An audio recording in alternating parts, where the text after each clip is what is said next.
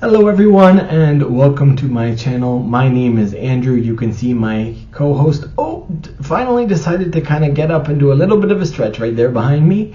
That's my cat Shadow, and well, he's not doing much as a co-host, but I guess he's giving me emotional support. Well, I'll just do the rest, I guess. What can you expect from a cat? So this video is what I actually think about Pope Pius XII and the Reichskondordat. If you've seen my last couple of videos, you will understand why I am releasing this and why this is the title. I will leave a link to all of the videos tied to this in the description below. If you want to check them out, please do. Now, I want to say that I did debate doing this video at all. However, I will share some of my views on this topic. That being said, I'm going to try and keep this short and sweet and do it in one video. So if I don't mention something, I may already have thoughts about that. It means I just didn't mention it in this video. This topic requires a lot of nuance, and I could probably go on for weeks about just this topic if I really want to go into all the nuance and speculation. But I'm not going to do that here. This is just a summary. You can see from the other two videos titled Pope Pius XII and the Reichkonkordat, the good and the bad side of that argument, and basically my opinion is that yes, some of what the Church, Pope Pius XII and the Holy See did was good, and some of it was not as good. Again, very few things are actually black and white. They are some shade of gray. So I'm going to answer what I believe on this topic by answering a few questions. Should the Holy See have made a treaty with Hitler and the Nazis? Now, if you don't know, the Holy See is like the diplomatic portion of the Vatican, and they are the ones that make treaties with other countries and are allowed to make treaties all over the world. So they are the ones that made the treaties with Hitler. Pope Pius XII was actually the one who signed it, and then later became Pope Pius XII. So, should they have made that treaty with Hitler and the Nazis? The real answer is, and the quick answer is, they had no other choice. In an ideal world, and I understand that I'm judging history, and even though my last video I talked about try not to judge history like this, personally, in an ideal world, I wouldn't want them to have made that treaty. Because it was Hitler and because of what he did after. But not only did this treaty guarantee the Church's survival, it also meant the protection of Catholics in Germany, so I can't actually fault them for that. In my opinion, it was the best of the worst outcomes that could have happened. I don't think it was great, but again, best of the worst. Now, we can speculate theoretically what would have happened if they didn't make that treaty with Hitler, but we really know of no outcome than the one that happened. And in some ways, I think it's almost semi-pointless to speculate, because we know what the outcome was, we know what history has unfolded like, and really going into all the others, it's very, very hard to see the ramifications throughout all of history of what happened. I mean, it could be that you argue that, well, they shouldn't have made that treaty, but then, you know, the butterfly effect going throughout history up to now could be a very different place, and it could be way for the worse. Like, we don't know. But at the time, Hitler was already there and seizing power, and if the Holy See didn't make a treaty, he may have seen that as an insult if they rejected his offer, and could have burnt down every Catholic institution to the ground in Germany and wherever the Nazis captured, just to make a point. He was the type of person that would do that, again, just to make the point. Now, at the very least, because there was a treaty, the Vatican and the structures of institutions of the Catholic Church remained in Germany, from which they could mount a strong resistance and help as many Jews as they could. So, did they help resist Hitler and the Nazis? Yes. They did it from behind the scenes and with potential to actually damage themselves.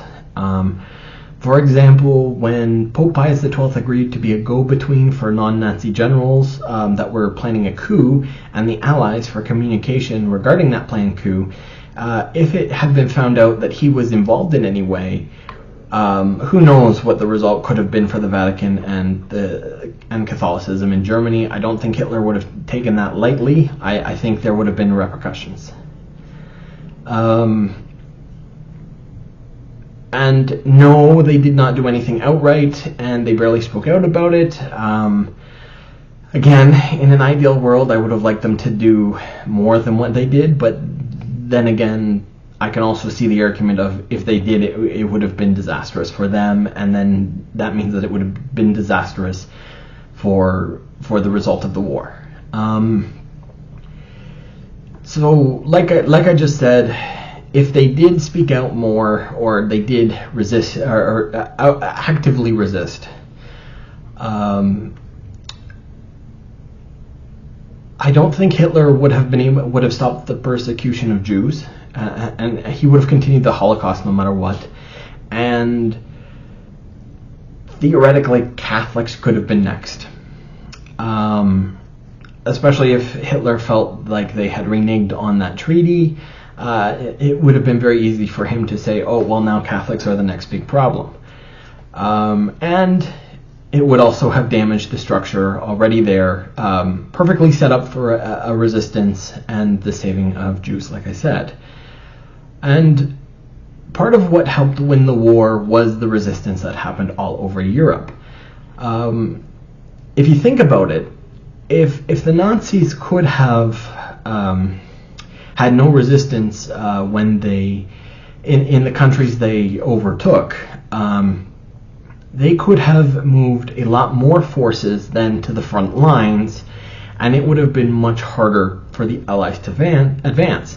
But because they needed a big force to hold every country that they had, and that took not only their forces away from the front, but it also took resources and time. It spread them out thinner and weakened them overall. And even just thinking about Germany in particular, and thinking about the resistance that happened in Germany, think of the resources, people, and time that were used to fight against that resistance. And if it didn't, imagine what those resources could have gone into. It could have been that they were able to commit even more atrocities to more people, or it could mean that they could have had those to serve on the front lines, making it harder for the Allies to advance into Europe. And also think about this, right? If the Vatican outright declared war on Germany, how would they really defend themselves? They had the Swiss Guard. Now, I tried to quickly look up the numbers of the Swiss Guard in World War II.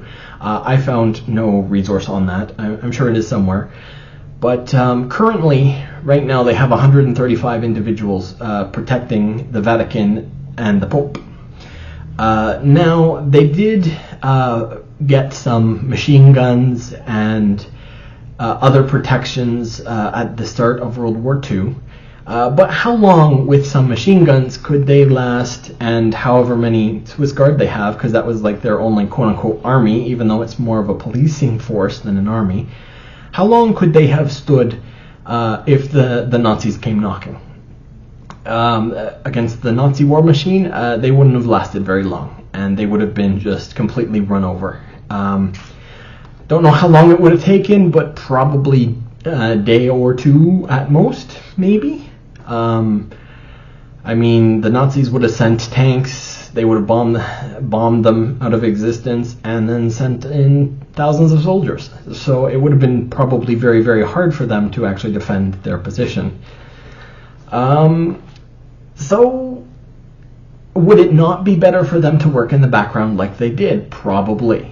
It probably was. And again, we don't know any different because, well, history shows us this is what happened and this was the result. So, in summary, yes, they could have probably done more. They could have probably even done more behind the scenes. But again, there was always this overarching fear of, if Hitler learns of what we're doing here, or has any actual evidence, then that could mean the end of everything. So it becomes a harder question to answer. Could they have done more? I don't think they could have ever outright come out against Hitler, and if anything, like I said, they could have tried to do more within the countries covertly. Okay, next, did they help the Jews and other persecuted people? Again, yes, but they could have also done more here. Now, the current belief is that they probably saved anywhere from 700,000 to 860,000 Jews from the Nazis and the concentration and death camps. Now, that being said, there is a quote from Edmund Burke. It's a very famous quote. "The only thing necessary for evil to triumph in the world is that good men do nothing." Now, I'm not saying that the Church and the Vatican did nothing. They saved hundreds of thousands of Jews. Probably, like I said, 700,000 to 860,000 in total. But unfortunately, there were things that happened because they wanted to stay as neutral as possible, and so did not do things that I believe they probably should have done. For example, they did not share some information with the Allies, and specifically the US diplomats, when they had some evidence of atrocities of the Holocaust before it became more commonly known. They also trivialized, and I won't say quite denied, but it was like almost denial, some of the important information that was coming out.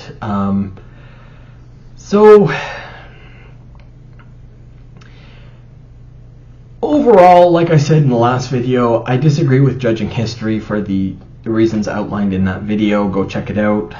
Link in the description, like I said. But if you want my opinion, they did true good. However, obviously, I feel like more could have been done. Now, I mean, that's easy for me to say sitting here at a computer long after that war, with the results that we know happened. Now, you may disagree with me. You may think that's all they could have done. You may think they did absolutely nothing to help whatsoever. We can debate that and argue that, and you know, it is what it is. It's all good. It's up to your opinion and interpretation of those facts. Now, historians generally have one point of view. That doesn't mean all other points of view are not acceptable. In my opinion, they did good and they did bad. It is what it is. That's how the world works. Most things, like I said, they're not black and white. There's some shade of gray. Now, there is one more thing I want to add to this before I finish here. In 2020, the Vatican released a bunch of documents that were part of their archives, and some of those documents include information on Pope Pius XII, some of which were correspondences and personal letters to diplomats, as well as people that were in Pope Pius's life. Now, I personally have not read any of these documents, so I do not for sure know what they contain. However, even some Catholic sources that I have read, which I would feel would be more biased towards shedding Pope Pius XII in a positive light, have said that they are damning to the character of Pope Pius XII.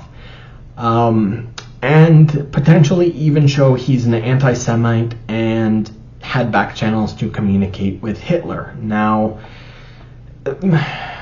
again, I haven't read them personally, so I take this with a grain of salt. And I don't know if these are true or not. If they are, we may have to slightly relook at some of the choices Pope Pius XII made and wonder his reasons for doing it.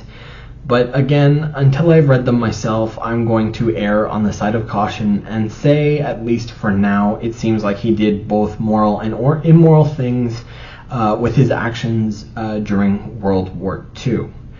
Now, I know that was a very short sum up. Again, I could spend days talking about all the nuances that happened with him in World War II. However, I think this is it for this section, and we will be moving into the next section next week, which is a section all about philosophical thoughts. And I have had, when thinking about religion, that I am excited to share with you guys and see what you think. A lot of those are thought exercises, and so I would love if I had created some dialogue with those, or even just have you think about some of those ideas. So until then, I hope you have a good day, and I will see you then. Bye-bye.